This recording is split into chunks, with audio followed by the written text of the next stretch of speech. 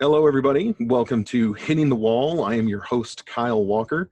I want to thank you for joining me. Since we're all right here, right now, why don't you just go ahead and hit the like button, hit the share button, and leave comments throughout this show. As always, it is greatly appreciated as we are kind of getting ready to go here for, I guess, the second half of 2020, if you can believe that nonsense. This has been easily the strangest year of my life, probably yours as well. It's been nutty out there, and unfortunately, it shows no sign of slowing down. So what we're going to talk about tonight is clearly the only thing to talk about right now, coronavirus being what it is, and we've discussed that in depth. We're going to move away from that tonight. This is the first show that I have recorded in a month. The last one I recorded was on Memorial Day. And as we all know, at this point, on Memorial Day, which was May 25th of 2020, was the incident in Minnesota involving George Floyd. And so I have not addressed it, clearly, until now. I wanted to try and either stay away from it or stay away from it long enough that I could speak about it coherently, rationally. I wanted to make sense of it.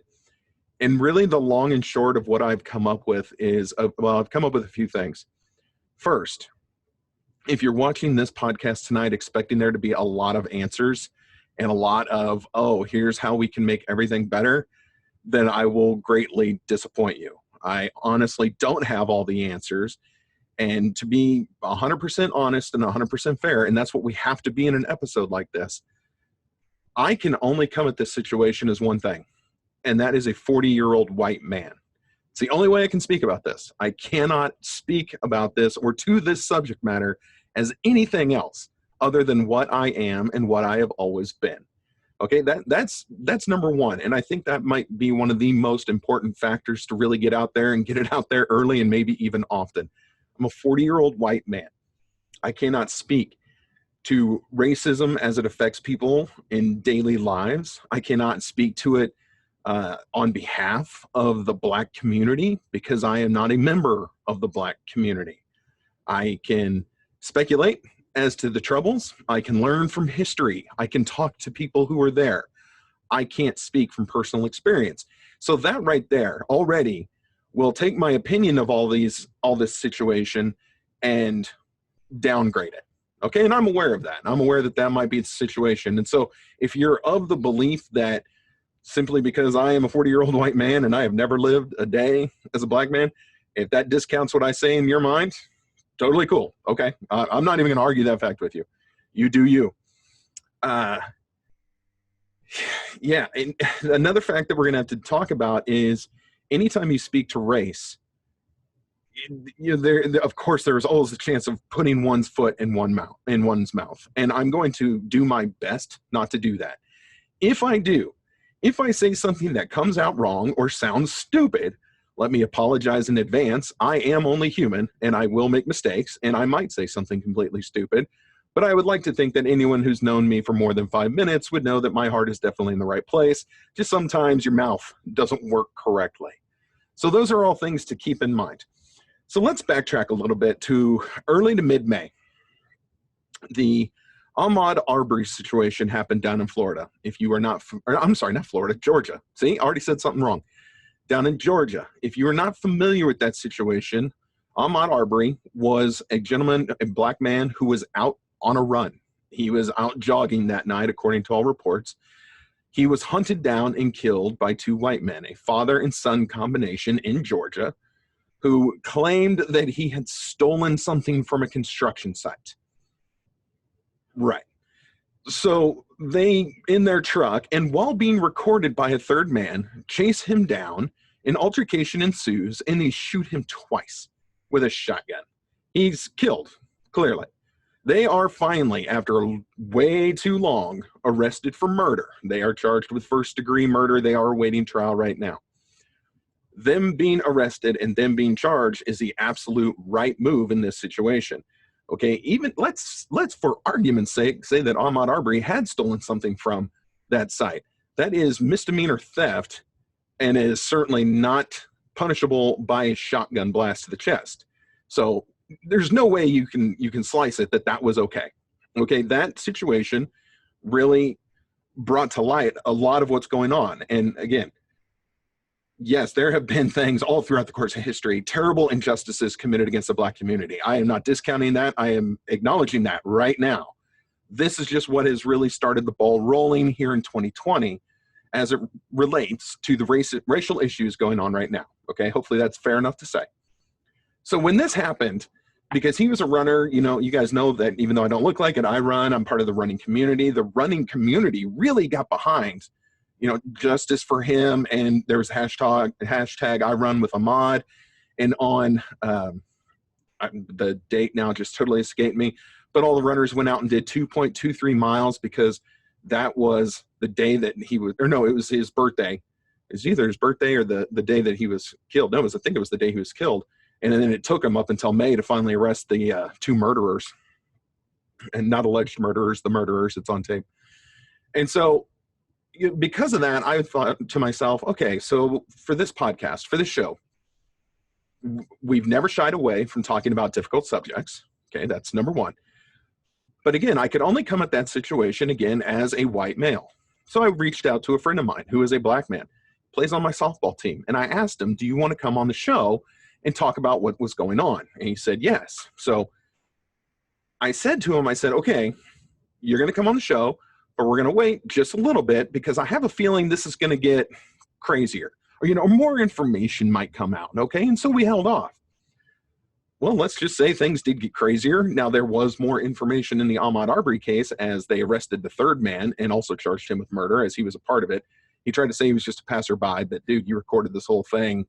Like, anyway, there's a lot of evidence against him as well. So as that information is coming out, we get to Memorial Day. And of course, on Memorial Day was the day that George Floyd was killed up in Minnesota. Now, everyone is familiar with the George Floyd case. If you need me to just summarize it right quick, situation was a business called 911, said that someone was trying to pass bad checks. Allegedly, that was George Floyd. 4 police officers from the Minneapolis PD arrive. They subdue him, and one of the officers, whose name I will not say on this show, you know, put the knee on his neck for 9 minutes plus.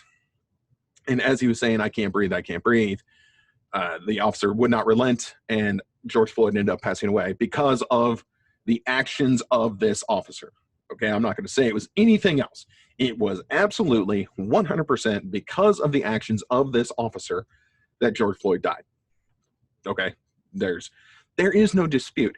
And see, and that's where my first issue of what's going on right now, as we sit here, I'm recording this on, where's my calendar? June 24th. June 24th is the day I'm recording this.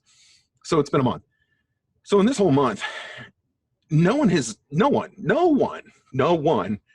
come out and said that what this officer did was correct. It was not correct. And it doesn't matter if you're Black or white or brown. And if I say brown, I'm saying we'll say the Hispanic community. Okay. There's just so many ways to misrepresent. Okay. We have white people, we have Hispanic people, we have Black people, we have Asians, we've got all of that. So, pardon me if I try and condense what I'm saying a little bit by just saying the color. But anyway, Black, white, brown, in between, everywhere else, everyone admitted that what happened to George Floyd was absolutely wrong, 100% wrong. It was police brutality. And I don't care if this officer and Floyd had a previous history, which I guess is starting to come out now. That doesn't matter. It doesn't matter even in the slightest. Okay, this officer is absolutely guilty of police brutality. Now, the problem, as we all know, is what came after it. Okay, outrage, rightful outrage, understandable outrage. I'm not saying it was wrong. I'm not saying that anyone did not have any reason to be completely upset. What happened was unacceptable, and what happened really did and does need to lead to change. Okay, nobody disputes that. Nobody is against that idea. The problem, though, or one of the problems, I'm going to keep saying that, is again, you kind of have 2 groups in this situation.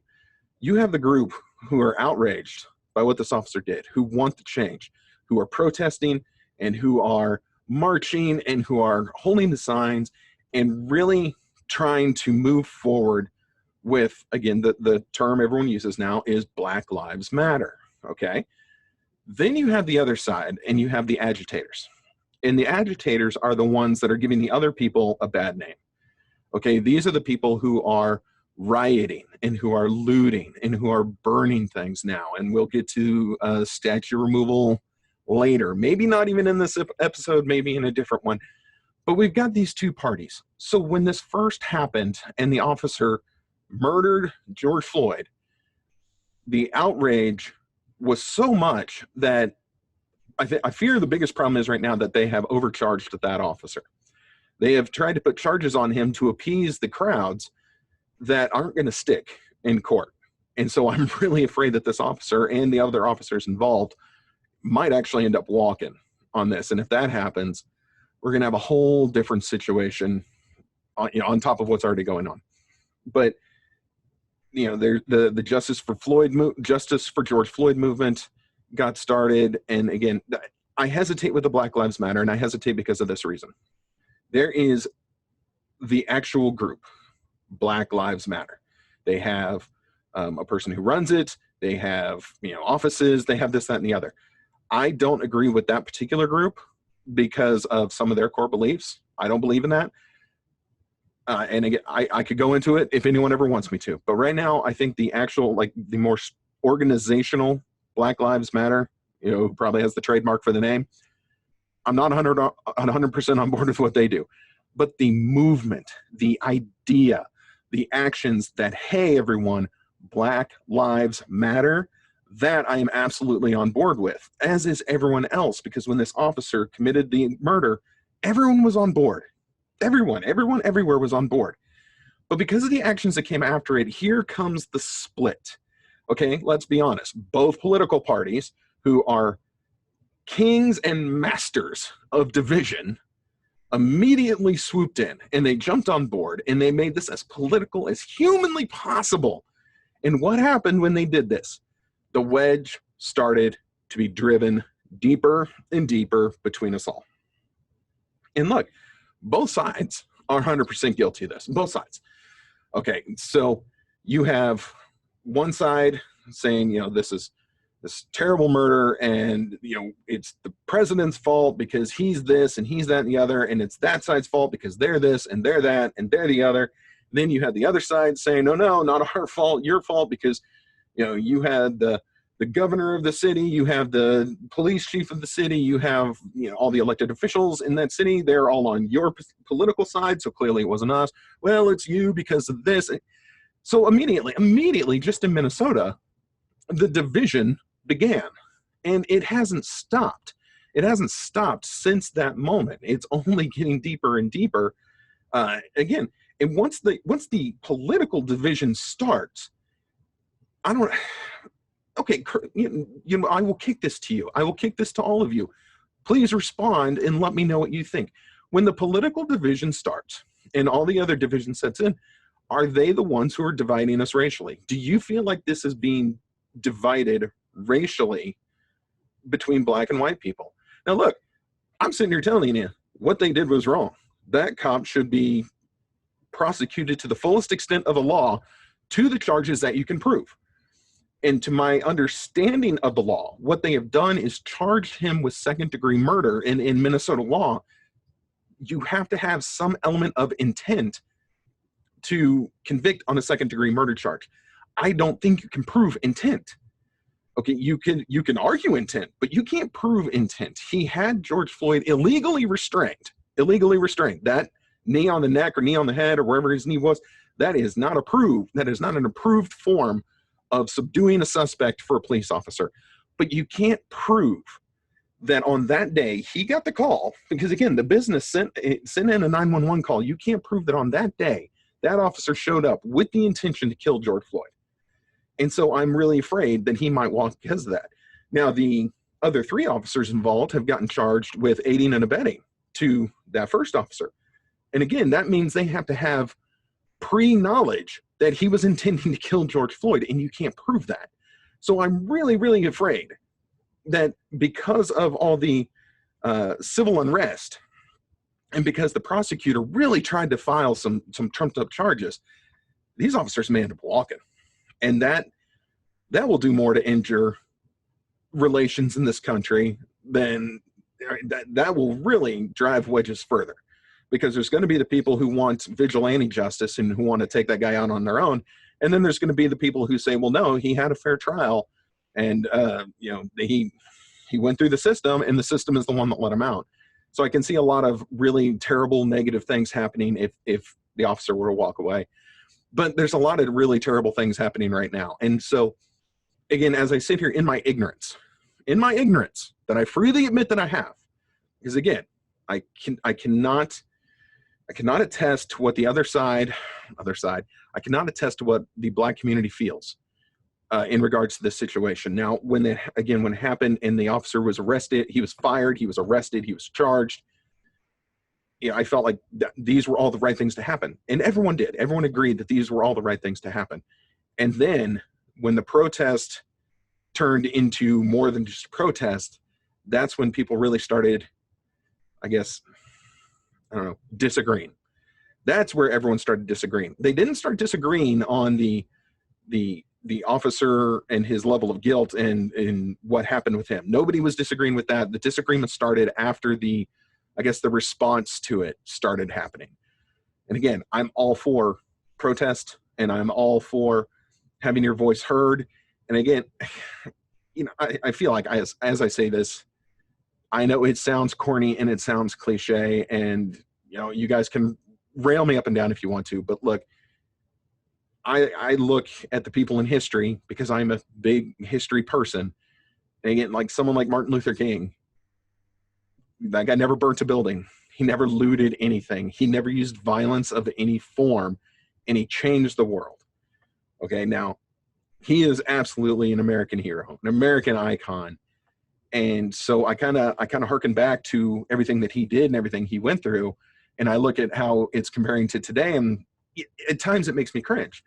And again, that's just me, and I'm not saying I'm right. I'm just saying that's what happens, because I look at someone who changed the world, and I look at how he changed it, and then I look at what's happening now, and I'm thinking, well, this is not changing the world for the better.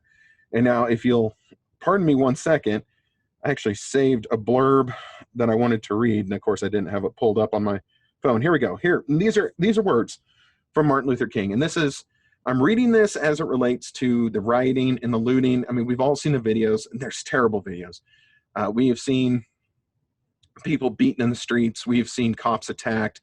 We've seen, I mean, really terrible stuff. The business owner down in Texas who was, I mean, beaten to death in the street, trying to protect his business, and the crowd, gruesome stuff. And as I watch that, it's like, okay, so another person actually said this, and I agreed with the line, or I liked the line. I think the line was very telling.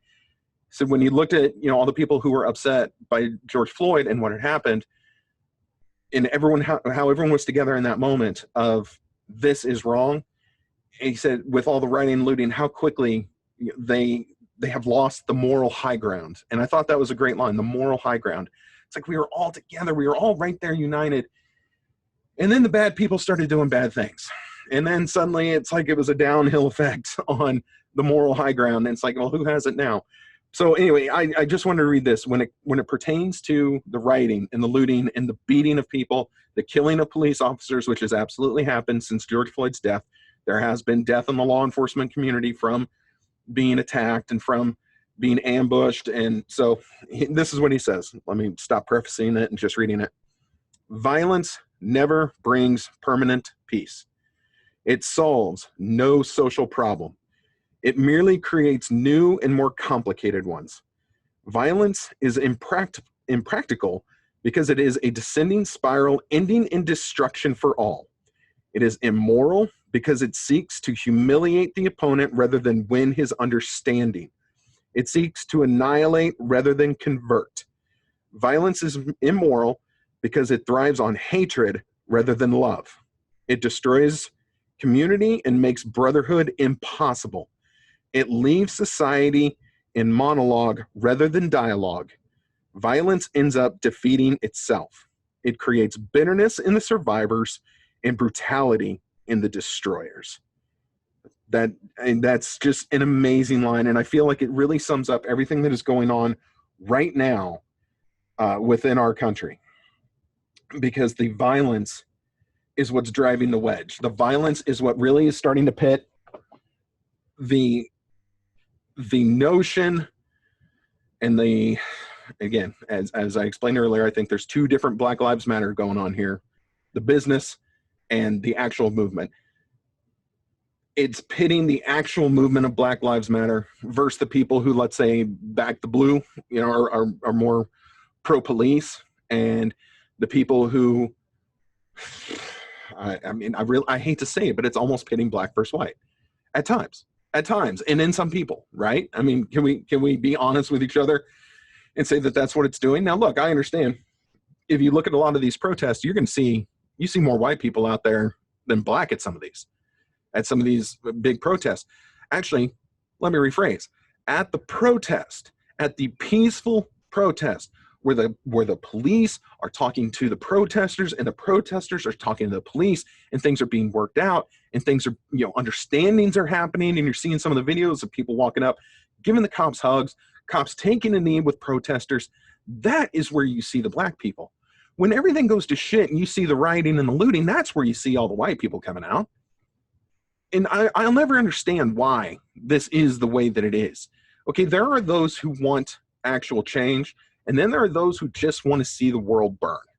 And those are the people that are driving wedges. Okay, again, like I've said several times now, I have no problem with the people, and I've said it before, okay, you can look back years ago when I did my first Colin Kaepernick episode, because now, of course, he's come back into the fold. What I said back then, I say now.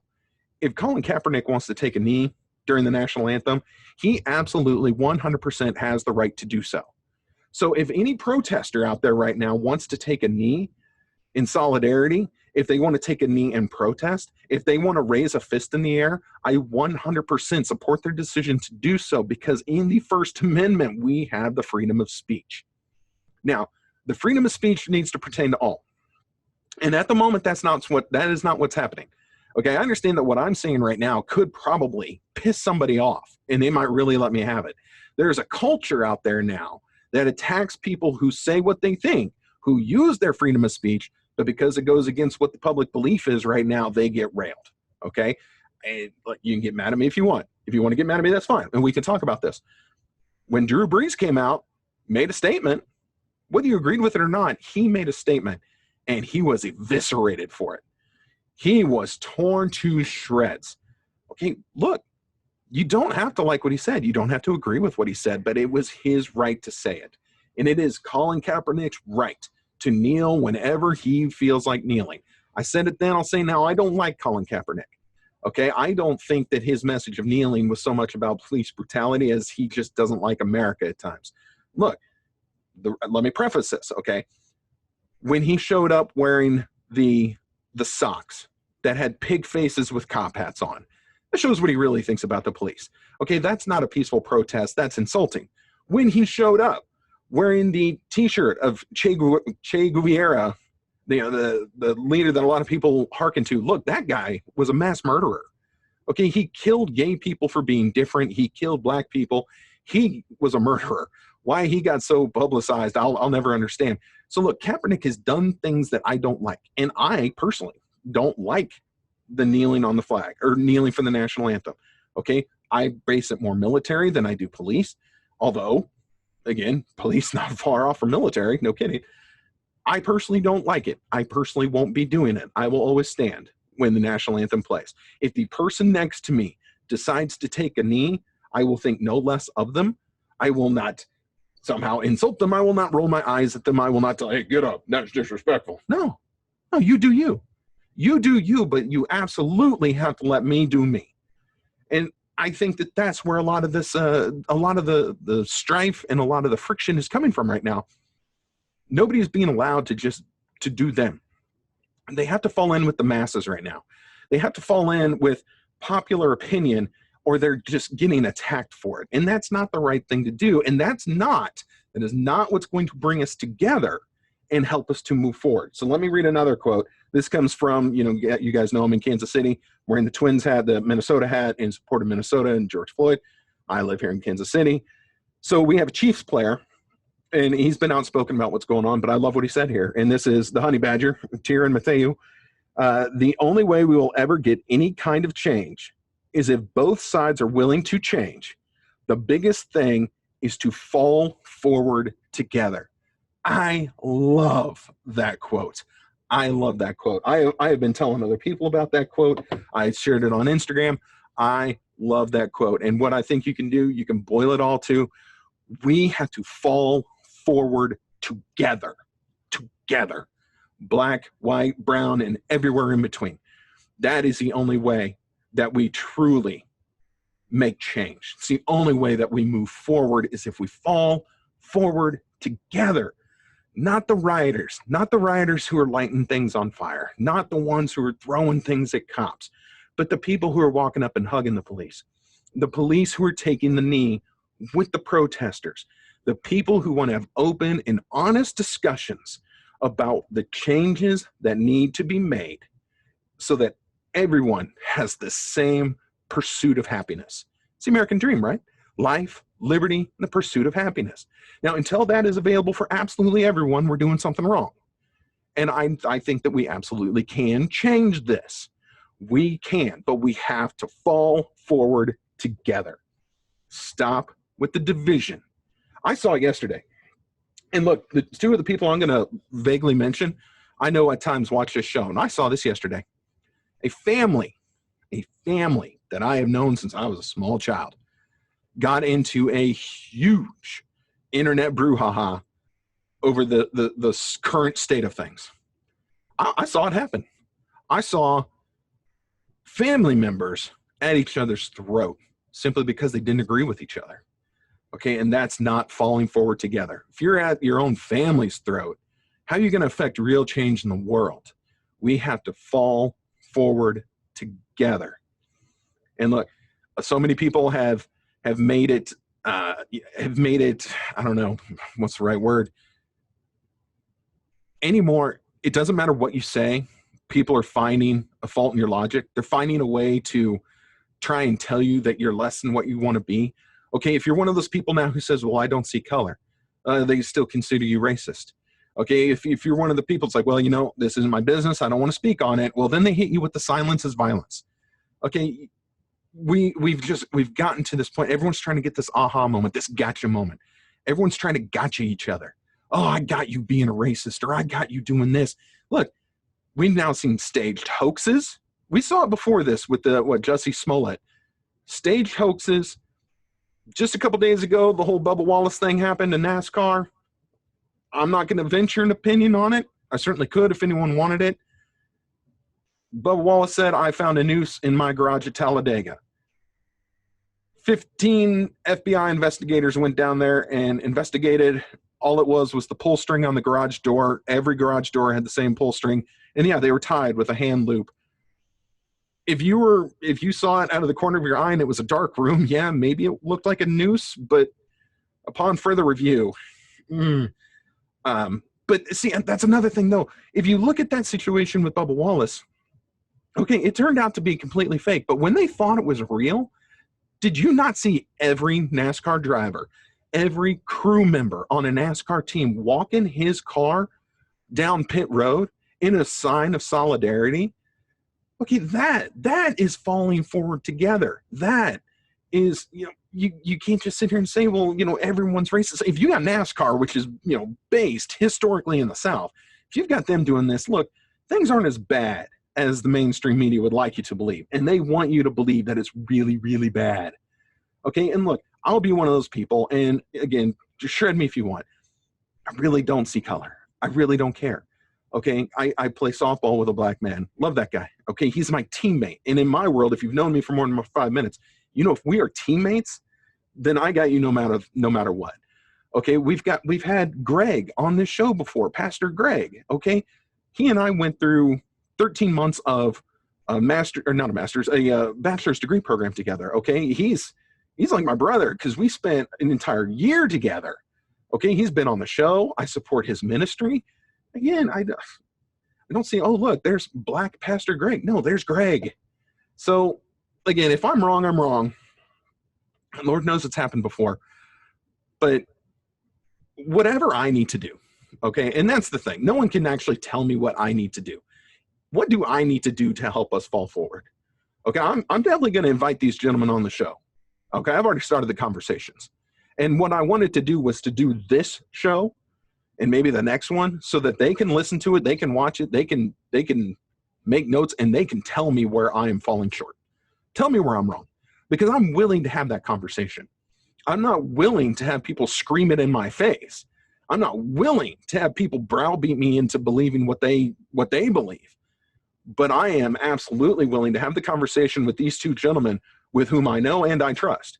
And they can tell me where I'm wrong, and then we can talk about how we all fall forward together. So I invite all of you to have those conversations. Have those conversations with the people you know in your life who you trust and love enough to speak into your life. If you go yelling at a total stranger, good luck having them receive anything. That's just not going to happen. And Lord knows it's not going to happen with me. I mean, I've seen the videos. Have you guys seen the ridiculous video out there of these? Well, it's 2 or 3 who are on screen, black police officers. And these women are screaming at them. So wait, how are you screaming about racism to a black police officer? And someone with a video camera actually asked one of them, like, why are you yelling at this guy? Well, he's part of the system. He's part of the problem. No. Again, being a police officer is a choice. Being black is something you were born into. He was born into being black and decided to be a police officer. I would say he's so far opposite the problem. I don't know how you can even assume that he is. All these gentlemen, all these black officers who are out there holding the line at these protests who, again, once the peaceful protest is over, it turns into the riot from the instigators. You can't get in their face and scream that they're racist. These black gentlemen have done more with their race and then their career opportunities than most of these people ever will. That's just my opinion. And again, these gentlemen, the 2 gentlemen I mentioned, will be on the show. I'm going to get them on here sometime. We're going to have open and honest conversations about how I can change, how we can change, how they can change, and how we can all fall forward together. Because ultimately, if we want real change in our life, that's what we have to do. Fair enough? So that's what I've got for this particular episode. I know I ran a little bit long. I'm not sorry. Like I said, like, share, comment, subscribe if you're on YouTube. Please go to the website, hittingthewallpodcast.com. Click the Patreon link, donate to the show. We're in serious need of a little help because the more financial help we get, the more we can get shows, hopefully episodes like this out, and we can start greater conversations that will ultimately lead us to happier places together. Okay, fair enough. Thank you all very much for watching the show. I welcome your feedback. Please, let's talk. Let's talk. Let's open a dialogue between each other. Let's talk. Okay? Peaceful with love. All right? Like I've said before, I'll end the show the same way. I love you, and there's absolutely nothing you can do about it. Thank you for watching.